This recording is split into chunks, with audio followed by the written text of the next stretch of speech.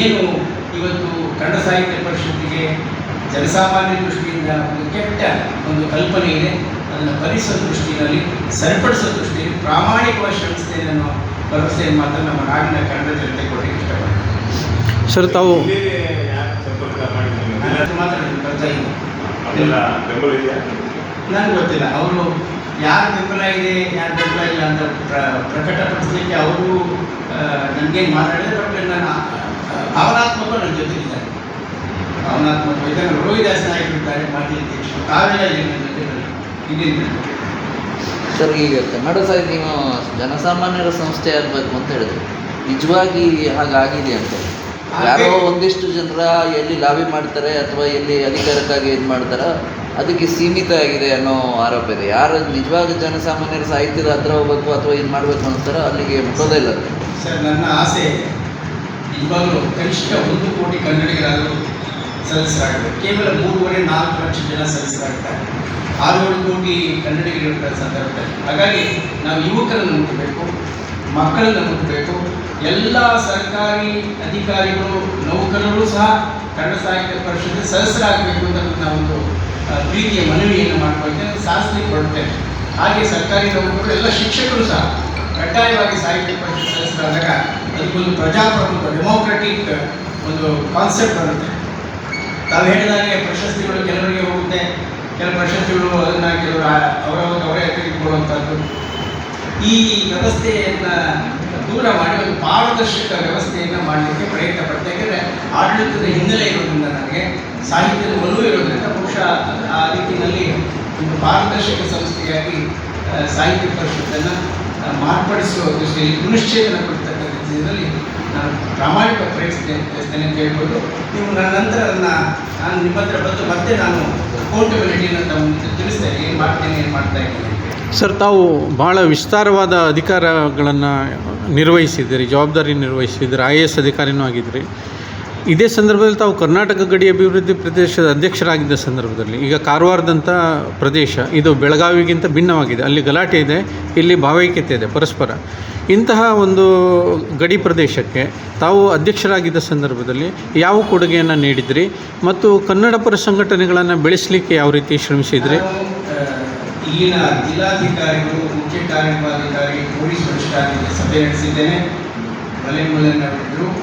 ಜೊತೆಗೆ ಈ ಕಾರವಾರದ ಅನೇಕ ಸಂಘ ಸಂಸ್ಥೆಗಳನ್ನ ಪಟ್ಟಿ ತಂದಿಲ್ಲ, ಅನೇಕ ಸಂಘ ಸಂಸ್ಥೆಗಳಿಗೆ ಸಾಂಸ್ಕೃತಿಕ ಕಾರ್ಯಕ್ರಮಗಳನ್ನು ಮಾಡಲಿಕ್ಕೆ ಅನುದಾನ ಕೊಟ್ಟಿದ್ದೇನೆ. ಉಳಿವೆಯಲ್ಲಿ ಮಾಡಿದ್ದಾರೆ, ಇಲ್ಲಿ ಮಾಡಿದ್ದಾರೆ, ಸರ್ಕಾರಿ ನೌಕರ ಜೊತೆಯಲ್ಲಿ ಮಾಡಿದಾಗ ಗಡಿನಾಡು ಮಾಡಿದ್ದಾರೆ, ಜೋಯ್ಡಾದಲ್ಲಿ ಮಾಡಿದ್ದಾರೆ, ಆದಷ್ಟು ಕಡೆ ಮಾಡಿದ ಪಟ್ಟಿ ಕೊಡ್ತೇನೆ. ಪತ್ರಿಕಾ ಏನು ಹೇಳಿಕೆ ಕೊಡ್ತಾ ಇದ್ದಾರೆ ದಯವಿಟ್ಟು ಪ್ರಚುರಪಡಿಸಬೇಕು, ನನಗೆ ಪ್ರೋತ್ಸಾಹಿಸಬೇಕು. ನಮಗೆ ಆಸೆ ಇಲ್ಲ, ಹಣದ ಆಸೆ ಇಲ್ಲ, ಮನ್ನಣೆ ಆಸೆ ಇಲ್ಲ. ಕುವೆಂಪು ಇವರು ಹೇಳ್ತಾರೆ, ಮಂಕುತಿ ಮನೆ ಕವಿದಲ್ಲಿ ಮಾತನಾಡುತ್ತೆ, ಅನ್ನದಾತ್ಮಕ್ಕಿಂತ ಚಿನ್ನದಾತ್ಮನ ತೀಕ್ಷ್ಣ, ಚಿನ್ನದಾತ್ಮಕ್ಕಿಂತ ಹೆಣ್ಣು ಗಂಡಲವು ಈ ಮನ್ನಣೆಯ ದಾಹ, ಎಲ್ಲಕ್ಕೂ ತೀಕ್ಷ್ಣತಮ ತಿನ್ನುವುದಾತ್ಮವನ್ನೇ ಮಂಕುತಿ ಮಾಡ್ತೀವಿ. ಹಾಗಾಗಿ ಸಾಕಷ್ಟು ನನ್ನ ಜೀವನದಲ್ಲಿ ಆಡಳಿತದ ಜೊತೆಗೆ ಸಾಹಿತ್ಯವನ್ನು ಅನುಭವಿಸಿಕೊಂಡಿದ್ದೇನೆ. ಅನ್ನಲ್ಲಿ ನನಗೆ ಅಧಿಕಾರ ಚಲಾಯಿಸುವ ಇಚ್ಛೆಯಿಂದಲ್ಲ, ಸೇವೆ ಮಾಡಬೇಕು. ಕನ್ನಡ ಸಾಹಿತ್ಯ ಪರಿಷತ್ ಭದ್ರವಾದಂಥ ಆರ್ಥಿಕ, ಸಾಂಸ್ಕೃತಿಕ, ಸಾಮಾಜಿಕ ನೆಲೆಯನ್ನು ತಂದುಕೊಳ್ಬೇಕು. ಚುನಾವಣೆಯಿಂದ ಇದ್ದೇನೆ. ಈ ವಿಷಯವನ್ನು ತಮ್ಮ ಪತ್ರಿಕೆ ಮೂಲಕ ಏನು ಅಂದರೆ, ಕಡತದಲ್ಲಿ ವ್ಯಕ್ತಿಯನ್ನು ಕಾಣಬೇಕೇ ವಿನಃ ವ್ಯಕ್ತಿಯನ್ನು ಕಡತವಾಗಿ ಕಾಣಬೇಡ ಅಂತ. ಇದು ನನ್ನ ಉದ್ದೇಶ. ಯಾಕೆ ಅಂದರೆ ನಾನು ದಾಸರ ಶರಣರು ಅವ್ರು ಹೇಳ್ತಾರೆ, ಏನಿ ಬಂದಿರಿ ಹದುಳವಿದ್ದೀನಿ ಎಂದರೆ ನಿಮ್ಮ ಮೈಸಿರಿ ಹಾರಿ ಹೋಗುವುದೇ ಅನ್ನುವ ಕಲ್ಪನೆ ಏನಿದೆ, ಈ ಜನಸ್ಪಂದನದ ಜನಸಂವೇದನೆಯ ಆಡಳಿತದ ಶೈಲಿ, ಆ ಕಲ್ಪನೆ ಅದನ್ನು 100% ಪರಿಪಾಲನೆ ಮಾಡಿದಂಥ ಸಾರ್ಥಕ್ಯ ಭಾವನನ್ನು, ಆಡಳಿತದಲ್ಲಿ ಕನ್ನಡವನ್ನು ಸಂಪೂರ್ಣವಾಗಿ ಬಳಸಿದಂಥವನು, ಆಡಳಿತದಲ್ಲಿ ಕನ್ನಡ ಅನ್ನುವಂಥ ಒಂದು ಸುದೀರ್ಘವಾದಂಥ ಲೇಖನವನ್ನು, ಕೃತಿಯನ್ನು ರಚಿಸಿದಂಥವನು. ಹೀಗಾಗಿ ಆಡಳಿತದಲ್ಲಿ ಇದ್ದಾಗಲೇ ಸಂಸ್ಕೃತಿ ಪ್ರೇಮ ಇರೋದ್ರಿಂದ ಇದೀಗ ಕನ್ನಡ ಸಾಹಿತ್ಯ ಪರಿಷತ್ತಿನ ಪ್ರಸ್ತುತ ಶೋಚನೀಯ ಸ್ಥಿತಿಯನ್ನು ಸರಿಪಡಿಸಲಿಕ್ಕೆ ಏನಾದರೂ ಒಂದು ಕೆಲಸವನ್ನು ಮಾಡಬೇಕು ಅನ್ನುವ ನನ್ನೆಲ್ಲ ಗೆಳೆಯರ ಒತ್ತಾಸೆಯ ಮೇರೆಗೆ ಅಧಿಕಾರ ಚಲಾಯಿಸಲಿಕ್ಕಲ್ಲ, ಸೇವೆ ಮಾಡಬೇಕು. ಕನ್ನಡಿಗರ ಅಸ್ಮಿತೆಯ ಸ್ವಾಭಿಮಾನದ ಸಂಕೇತವಾದಂಥ ಈ ಸಂಸ್ಥೆಯನ್ನು ಸರಸ್ವತಿಯ ಗುಡಿಯನ್ನಾಗಿ, ತಾಯಿ ಭುವನೇಶ್ವರಿಯ ಗುಡಿಯನ್ನಾಗಿ ಮಾಡಬೇಕು. ಶ್ರೀಸಾಮಾನ್ಯರು ಸಹ ಕನ್ನಡ ಸಾಹಿತ್ಯ ಪರಿಷತ್ತಿಗೆ ನನ್ನ ಪರಿಷತ್ತಿಗೂ ಅನ್ನುವ ಅಭಿಮಾನದಿಂದ ಬರುವಂತಹ ಮುಕ್ತ ವಾತಾವರಣವನ್ನು ಉಂಟು ಮಾಡಬೇಕು ಅಂತ ನನ್ನ ಭಾವನೆ. ಹಾಲುಗಳಿಗೆ ಬೆಲ್ಲದ ಕೆಸರಿದ್ದಾಗೆ. ಹಾಗಾಗಿ ಆಡಳಿತದಲ್ಲಿ ಸಂಸ್ಕೃತಿಯಲ್ಲಿ ಆಡಳಿತವನ್ನು, ಸಾಹಿತ್ಯ ಸಂಸ್ಕೃತಿ ಆಡಳಿತದ ಸಮನ್ವಯವನ್ನು ಸಾಧಿಸಿಕೊಂಡು ಬರ್ತಾ ಇದ್ದೇನೆ. ಆನಂತರ ಗಡಿನಾಡ ಪ್ರಾಧಿಕಾರದಲ್ಲಿ ಮತ್ತೊಂದು ಕೆಲಸ ಮಾಡಿದ್ದು ಅಂತಂದರೆ, ನಮಗೆಲ್ಲ ಗೊತ್ತಿರಬೇಕು, ವಿಶೇಷವಾಗಿ ಗಡಿ ಭಾಗದಲ್ಲಿನ ಜಿಲ್ಲೆಗಳ ಕನ್ನಡ ಸಾಹಿತ್ಯ ಪರಿಷತ್ತಿಗೆ ಅನುದಾನವನ್ನು ಕೊಟ್ಟಿದೆ. 19 ಜಿಲ್ಲೆಗಳ ಕನ್ನಡ ಸಾಹಿತ್ಯ ಪರಿಷತ್ತಿಗೆ ನನಗೆ ನಿಲ್ತೀನಿ, ಈ ಚುನಾವಣೆ ನಿಲ್ತೀನಿ ಅನ್ನೋ ಭಾವನೆ ಇರಲಿಲ್ಲ. ಎಲ್ಲ 19 ಜಿಲ್ಲೆಗಳ ಅಧ್ಯಕ್ಷರನ್ನು ನನ್ನ ಕಚೇರಿಗೆ ಕರೆಸಿ ಗೌರವಿಸಿ ನಾವು ಅನುದಾನವನ್ನು ಕೊಟ್ಟಂತಹ ಸಂದರ್ಭ. ಸುಮಾರು 500 ಸಾಂಸ್ಕೃತಿಕ ಸಂಸ್ಥೆಗಳಿಗೆ ನಾನು ಗಡಿನಾಡ ಪ್ರಾಧಿಕಾರ ಅಧ್ಯಕ್ಷನಾಗಿದ್ದಾಗ 2 ಆದ್ಯತೆ ಇತ್ತು. ಒಂದು ಶಿಕ್ಷಣ, ಮತ್ತೊಂದು ಸಂಸ್ಕೃತಿ. ಶಿಕ್ಷಣ ಶಾಲೆಗಳಿಗೆ ಅನುದಾನ ಮತ್ತು ಸಾಂಸ್ಕೃತಿಕ ಕಾರ್ಯಕ್ರಮಗಳನ್ನು ಮಾಡಲಿಕ್ಕೆ ಗಡಿ ಭಾಗದಲ್ಲಿ ಅನುದಾನವನ್ನು ಕೊಡ್ತಕ್ಕಂಥ ಕೆಲಸವನ್ನು ನಾನು ಮಾಡಿದ್ದೇನೆ. ಹೀಗಾಗಿ ಒಟ್ಟಾರೆ ನಾನು ಇಡೀ ಬದುಕಿನಲ್ಲಿ ಅಧಿಕಾರಿಗಳ ಜೊತೆ ಸಭೆ ನಡೆಸಿ ಹೇಗೆ ಗಡಿ ಭಾಗದಲ್ಲಿ ಕನ್ನಡ ಕಟ್ಟುವ ಕೆಲಸವನ್ನು ಮಾಡಬೇಕು, ಕನ್ನಡ ಅಸ್ಮಿತೆಯನ್ನು ಕಾಪಾಡಬೇಕು, ಕನ್ನಡದ ಶಾಲೆಗಳ ಸ್ಥಿತಿಗತಿಯನ್ನು ಸುಧಾರಿಸಬೇಕು ಅನ್ನೋದ್ರ ಬಗ್ಗೆ ಸಾಕಷ್ಟು ಅವರಿಗೆ ಸಮಾಲೋಚನೆ ಮಾಡಿದೆ. ಅಷ್ಟೇ ಅಲ್ಲ, ಜಿಲ್ಲಾಧಿಕಾರಿಗಳಿಗೆ ಒಂದು ಮನವಿಯನ್ನು ಮಾಡಿದೆ. ಪ್ರತಿ ತಿಂಗಳು 2 ದಿವಸ ಅಥವಾ 3 ದಿವಸ ನೀವು ಗಡಿ ಭಾಗದ ಹಳ್ಳಿಗಳಿಗೆ ಹೋಗಿ ಅಲ್ಲಿನ ಸಮಸ್ಯೆಗಳ ಅರ್ಥ ಮಾಡಿಕೊಳ್ಬೇಕು ಅಂತೇಳಿ ಆ ಸಂದರ್ಭದಲ್ಲಿ ಗಡಿನಾಡ ಚೇತನ ಪ್ರಶಸ್ತಿಯನ್ನು ಪ್ರಾರಂಭ ಮಾಡಿದೆ. ಒಂದು ಕೈಯಾರೆ ಕ್ಲೀನಿಂಗ್ ಹೆಸರಿನಲ್ಲಿ ನಮ್ಗೆ ಗೊತ್ತಿದೆ, ಬೆಂಕಿ ಬಿದ್ದಿದೆ ಮನೆಗೆ, ಓ ಬನ್ನಿ ಸೋದರರೇ ಬೇಗ ಬನ್ನಿ ಅಂತ ಆಕ್ರಂದನವನ್ನು ವ್ಯಕ್ತಪಡಿಸಿ, ಕಾಸರಗೋಡು ಇಂದಿಗೂ ಕನ್ನಡದ ಒಂದು ಭಾಗವೇ ಅಂತೇಳಿ ಭಾವನಾತ್ಮಕವಾಗಿ ತನ್ನ ಆಕ್ರಂದನವನ್ನು ವ್ಯಕ್ತಪಡಿಸಿದ್ದ ಕೈಯಾರ ಕ್ಲೀನಿಂಗ್ ಹೆಸರಿನಲ್ಲಿ ಗಡಿನಾಡ ಚೇತನ ಪ್ರಶಸ್ತಿಯನ್ನು ಪ್ರಾರಂಭ ಮಾಡಿದ್ರು. ಆನಂತರ ಜಯದೇವ ತಾಯಿಗಾರಿ ನಮಗೆಲ್ಲ ಗೊತ್ತಿರಬೇಕು, ಸೊಲ್ಲಾಪುರದ ಮಹಾತಾಯಿ. ಆಕೆ ಮರಾಠಿ ಭಾಷೆ, ಮದುವೆ ನಂತರ ಕನ್ನಡ ಕಲಿತಾರೆ. ಕನ್ನಡ ಕಲಿತು ಕನ್ನಡ ಶಾಲೆಗಳಿಗೆ ಶಿಕ್ಷಕರು ನೇಮಿಸಲಿಕ್ಕೆ ದುಡ್ಡಿಲ್ಲ ಅಂದಾಗ 400 ಶಿಕ್ಷಕರನ್ನು ತನ್ನ ಸ್ವಂತ ಹಣದಲ್ಲಿ ಶಿಕ್ಷಕರು ನೇಮಿಸಿದಂಥ ಮಹಾಮಾತೆ. ಆಕೆ ಮಂಡ್ಯದಲ್ಲಿ ನಡೆದಂಥ ಅಖಿಲ ಭಾರತ ಕನ್ನಡ ಸಾಹಿತ್ಯ ಸಮ್ಮೇಳನದ ಅಧ್ಯಕ್ಷರಾಗಿದ್ದರು. ಅವರು ಸಿದ್ದರಾಮಚಂದ್ರ ಮಹಾಕಾವ್ಯ ಅವರ ಹೆಸರಿನಲ್ಲಿ ಇವತ್ತು ಗಡಿನಾಡ ಚೇತನ ಪ್ರಶಸ್ತಿ ಪ್ರಾರಂಭ ಮಾಡಿದೆ. ತಾಲೂಕಿನಲ್ಲಿ ಚನ್ನಬಸವ ಪಟ್ಟದೇವರು ಅಂತಿದ್ದಾರೆ, ಮಹಾನ್ ಕನ್ನಡದ ಮಠ. ಹೊರಗಡೆ ವಿಜಯಪುರ ಕಾಲದಲ್ಲಿ ಉರ್ದು ಫಲಕಗಳನ್ನು ಹಾಕಿ ಒಳಗಡೆ ಕನ್ನಡವನ್ನು ಕಲಿಸಿದಂಥ ಕನ್ನಡದ ಮಠ. ಅವರ ಹೆಸರಿನಲ್ಲಿ ಗಡಿನಾಡ ಚೇತನ ಪ್ರಶಸ್ತಿಯನ್ನು ಸಹ ಪ್ರಾರಂಭ ಮಾಡಿದೆ. ಜೊತೆಗೆ ಕಾಸರಗೋಡಿನಲ್ಲಿ ಕನ್ನಡ ಭವನವನ್ನು ಕಟ್ಟಲಿಕ್ಕೆ ನಮ್ಮ ಸರ್ಕಾರದಿಂದ 2 ಕೋಟಿ ಕೊಡಲಿಕ್ಕೆ ನಾನು ಬಹಳಷ್ಟು ಪ್ರಯತ್ನ ಪಟ್ಟು ಇವತ್ತು ಕನ್ನಡ ಭವನ ಸಿದ್ಧವಾಗಿದೆ ಕಾಸರಗೋಡಿನಲ್ಲಿ. ಹಾಗೆ ಅಕ್ಕಲಕೋಟೆಯಲ್ಲಿ ಜಯದೇವ ನಿಗಾಡಿ ಹೆಸರಿನಲ್ಲಿ ಕನ್ನಡ ಭವನ 2 ಕೋಟಿ ರೂಪಾಯಿದು ಸಿದ್ಧವಾಗಿದೆ. ಇದೇ ಗೋವಾದಲ್ಲೂ ಸಹ 2 ಕೋಟಿ ರೂಪಾಯಿಗಳ ಒಂದು ಕನ್ನಡ ಭವನ ನಿವೇಶನ ಖರೀದಿ ಮಾಡಿ ನಿರ್ಮಾಣದ ಹಂತದಲ್ಲಿದೆ. ಯಾಕೆ ಈ ಮಾತುಗಳನ್ನು ಹೇಳ್ತೇನೆ ಅಂದರೆ, ಒಬ್ಬ ಅಧಿಕಾರಿಯಾಗಿದ್ದವರು ಸಾಹಿತ್ಯದ ಬಲವನ್ನು ಇಟ್ಕೊಳ್ಬಾರ್ದೆ. ಸಾಹಿತ್ಯ ಮತ್ತು ಲೋಕ ಸೇವಾ ಆಯೋಗದ ಪರೀಕ್ಷೆಯನ್ನು, UPSC ಪರೀಕ್ಷೆಯನ್ನು ಎಲ್ಲ ಪತ್ರಿಕೆಗಳನ್ನು ಕನ್ನಡದಲ್ಲೇ ಉತ್ತರಿಸಿ ನಾನು ಕೇಂದ್ರ ಪ್ರಥಮ ದರ್ಜೆ ಸೇವೆಗೆ ಆಯ್ಕೆಯಾದೆ. ಸನ್ಮಾನ್ಯ ಹಿರಿಯ ಕಾಂತೇಶಮ್ಮನವರು ಆ ಕಾಲಕ್ಕೆ ಸಂಪಾದಕೀಯ ಬರೆದಿದ್ದರು.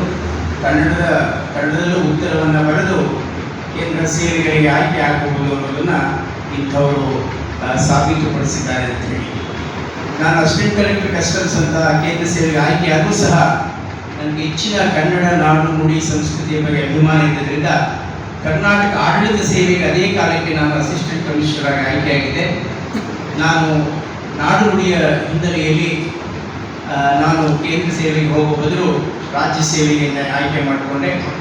ಆನಂತರ ನಾನು ಧಾರವಾಡದಲ್ಲಿ ಅಸಿಸ್ಟೆಂಟ್ ಕಮಿಷನರ್ ಆಗಿ ಪ್ರಾರಂಭ ಮಾಡಿ ಅಲ್ಲಿ ನನಗೆ ನಿಕಟವಾದಂಥ ಸಾಹಿತ್ಯ ಸಂಪರ್ಕ ಸಿಕ್ತು. ಬಸವರಾಜ ಕಟ್ಟೀಮನವರು, ಪಾಟೀಲ್ ಪುಟ್ಟಪ್ಪನವರು, ಮುಸ್ಲಿಂ ಭಟ್ಟವರು, ಗೀತಾ ಕುಲಕರ್ಣಿಯವರು, NT ಕುಲಕರ್ಣಿ, ಇಂಥ ಅನೇಕ ಮಹಾನುಭಾವರ ಸಂಸರ್ಗ ಸಿಕ್ಕ ನಂತರ ನನಗೆ ಅಲ್ಲಿ ಒಂದು ರೀತಿಯ ಸಾಹಿತ್ಯದ ಪ್ರಫುಲ್ಲತೆ, ಆಹ್ಲಾದತೆ ನನಗೆ ಅನುಭವ ಆಯಿತು. ಆ ಹಿನ್ನೆಲೆಯಲ್ಲಿ ಆಗಲೇ ನಾನು ಒಂದು ಚಿಂತನ ಚಿಲುಮೆ ಎನ್ನುವಂಥ ಒಂದು ಕೃತಿಯನ್ನು ರಚನೆ ಮಾಡಿದೆ. ಅದನ್ನು ಹೇಮಾ ಪಟ್ಟಣ ಶೆಟ್ಟಿ, ಸಿದ್ಲಿನ್ ಪಟ್ಟಣ ಶೆಟ್ಟಿಯವರು ಪ್ರಕಟ ಮಾಡಿದರು. ಆನಂತರ ನಾನು ಮಂಗಳೂರಿಗೆ ಬಂದೆ ಅಸಿಸ್ಟೆಂಟ್ ಕಮಿಷನರ್ ಆಗಿ.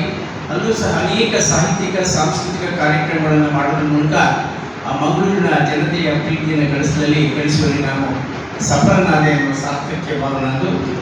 ಆನಂತರ ಕನ್ನಡ ಸಂಸ್ಕೃತಿ ಇಲಾಖೆಯಲ್ಲಿ ನಿರ್ದೇಶಕನಾಗಿದೆ.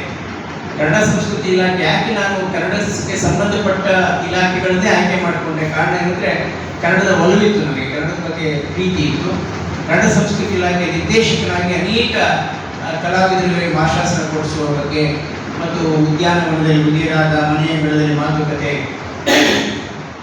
ವಿಶಿಷ್ಟವಾದಂಥ ಕಾರ್ಯಕ್ರಮಗಳ ಮುಂದುವರಿಲಿಕ್ಕೆ ಬಹಳ ಪ್ರಯತ್ನ ಪಟ್ಟೆ.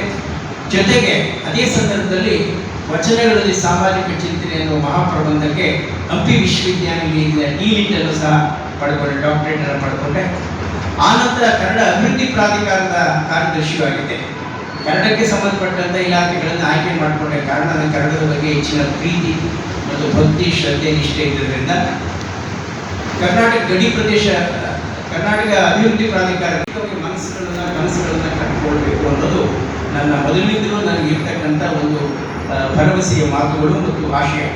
ಹಾಗಾಗಿ ಅಲ್ಲಿ ಸಾಕಷ್ಟು ಜಿಲ್ಲಾ ಉತ್ಸವಗಳನ್ನು ಮಾಡಿದೆ, ಬಹಳಷ್ಟು ದೇವಾಲಯಗಳ ಅಭಿವೃದ್ಧಿ. ಹೀಗಾಗಿ ತುಮಕೂರಿನ ಜಿಲ್ಲೆಯ ನಾಡಿಮಿಡಿತ ಇಷ್ಟು ಅರ್ಥ ಆಯಿತು ಅಂದರೆ ನಾನು ತುಂಬ ನನ್ನನ್ನು ಸಾಂಸ್ಕೃತಿಕ ರಾಯಭಾರಿ ಅಂತಲೇ ಅಲ್ಲಿ ಕರೀಲಿಕ್ಕೆ ಪ್ರೀತಿಯಿಂದ ಕರೀತಾ ಇದ್ದರು. ಆನಂತರ ನಾನು ಅಲ್ಲಿಂದ ಅಗ್ರಿಕಲ್ಚರಲ್ ಕಮಿಷನರ್ ಆಗಿದೆ, ವ್ಯವಸಾಯಿಕ ಇಲಾಖೆಯಲ್ಲಿದೆ, ಕೃಷಿ ಮಾರುಕಟ್ಟೆಯಲ್ಲಿದೆ. ನಮ್ಮ ರೋಹಿದಾಸ್ ನಾಯಕ ಇಲಾಖೆ ಎಕ್ಸೈಸ್ ಕಮಿಷನರು ಆಗಿದೆ ಸ್ವಲ್ಪ ಸಮಯ. ಆನಂತರ ಸಹಕಾರ ಇಲಾಖೆಯ ಕಾರ್ಯದರ್ಶಿಯಾಗಿ ನಿವೃತ್ತನಾದೆ. ಈ ಎಲ್ಲದರ ಅಡಿಯಲ್ಲಿ ಮೊನ್ನೆ ಇತ್ತೀಚೆಗೆ ಮೈಸೂರು ಮುಕ್ತ ವಿಶ್ವವಿದ್ಯಾನಿಲಯ ನನಗೆ ಗೌರವ ಡಾಕ್ಟರೇಟನ್ನು ಸಹ ಕೊಟ್ಟಿದೆ. ನನ್ನ ಸುಮಾರು 7-8 ಪುಸ್ತಕಗಳನ್ನು ರಚನೆ ಮಾಡಿದ್ದೇನೆ.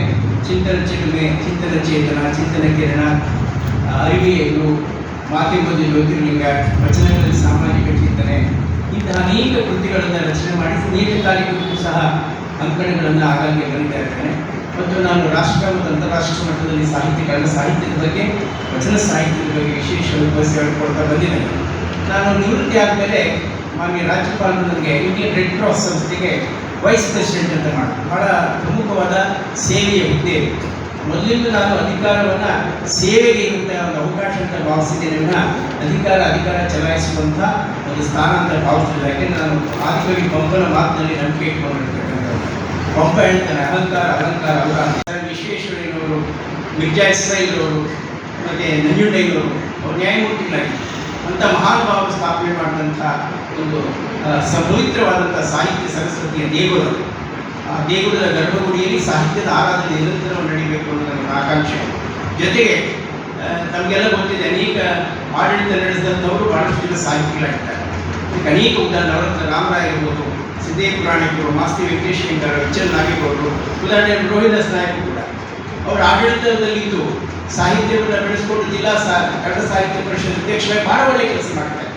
ಸಾಮಾನ್ಯ ಒಂದು ಯಾರೋ ಒಬ್ಬರು ಬಂದು ಸಾಹಿತ್ಯ ಪರಿಷತ್ತನ್ನು ಕೆಡಿಸಿದ್ದಾರೆ, ಅಲ್ಲಿ ವಾತಾವರಣ ಸರಿ ಇಲ್ಲ, ಹಾಗಾಗಿ ಅಧಿಕಾರಿಗಳು ಯಾಕೆ ಬರಬೇಕು ಅನ್ನೋದು ಈ ಒಂದು ತಪ್ಪು ಕಲ್ಪನೆಗೆ ಹೋಗಬೇಕು. ಅಧಿಕಾರಿಗಳು ಮನುಷ್ಯರೇ, ಅವರಲ್ಲೂ ಮಾನವೀಯತೆ ಇದೆ, ಅವರಿಗೂ ಸಾಹಿತ್ಯದ ಪ್ರಜ್ಞೆ ಇರುತ್ತೆ. ಅವರ ಆಡಳಿತ ಕೌಶಲ್ಯ ಮತ್ತು ಸಾಹಿತ್ಯದ ಬದ್ಧತೆ ಇವೆರಡು ಒಟ್ಟಿಗೆ ಸೇರಿದರೆ ಆ ಪರಿಷತ್ಗೆ ಒಂದು ಹೊಸ ನಾವೀನ್ಯತೆ, ಹೊಸ ಸ್ಪರ್ಶ, ಮಾನವೀಯ ಸ್ಪರ್ಶ, ಸಾಹಿತ್ಯ ಸ್ಪರ್ಶ ಕೊಡ್ಬೋದು ಅನ್ನೋ ದೃಷ್ಟಿಯಿಂದ ಈ ಒಂದು ಚುನಾವಣೆ ನಮ್ಮ ಪುಂಡಲಿಕ ಬಾಲಬೇಂದ್ರವರು ಮುಳ್ಳೂರಂಥವರು ಅಧ್ಯಕ್ಷರಾಗಿದ್ದರು. ಅವರು ನೀವ್ಯಾರಾದರೂ ಹೋದರೆ ಒಂದು ಕಾಫಿ ಅಥವಾ ಟೀ ತರಿಸ್ಕೊಂಡ್ರೆ ಸ್ವಂತ ಕೈಯಿಂದ ನುಗ್ಗೆ ದುಡ್ಡು ಕೊಟ್ಟಿದ್ದಾರೆ ತರಿಸ್ಕೊಂಡು. ಅವ್ರಿಗೆ ಹಾಕಿದ ಹೂವಿನ ಹಾರ, ಅವ್ರಿಗೆ ಹಾಕಿದ ದಾಟು ಅಥವಾ ಒಂದು ಪುಷ್ಪ ಅಷ್ಟು ಸಾಹಿತ್ಯ ಪರಿಷತ್ ಆಫೀಸಲ್ಲಿ ಮನೆಗೆ ಹೋಗೋದು. ಗುಂಟೂರವರು ಅಷ್ಟೇ ಅಷ್ಟು ಪ್ರಾಮಾಣಿಕವಾಗಿ ಕೆಲಸವನ್ನು